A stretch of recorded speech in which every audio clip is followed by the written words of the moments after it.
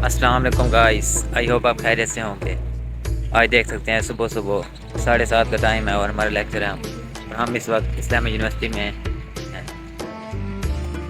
Check करें माशाल्लाह सुबह सुबह स्मोक है और स्मोक मतलब एक फ़िज़ाई आलूदगी है। स्मोक का वर्ड ना अंग्रेज़ी ज़बान में स्मोक और फोग से मिलकर बना है।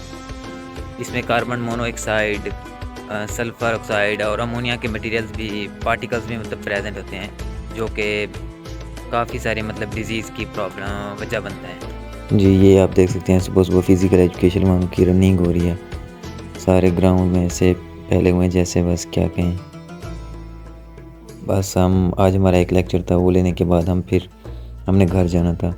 उस हवाले से फिर हम लेक्चर लेने के बाद अब्बासिया कैंपस गए। वहाँ से पॉइंट में डायरेक्ट अब्बासिया कैंपस, वहाँ से फिर अब रिक्शा पकड़ेंगे और लारी अड्डे पे जाके वहाँ से अपने राजनपुर की तरफ कूच कर जाएंगे।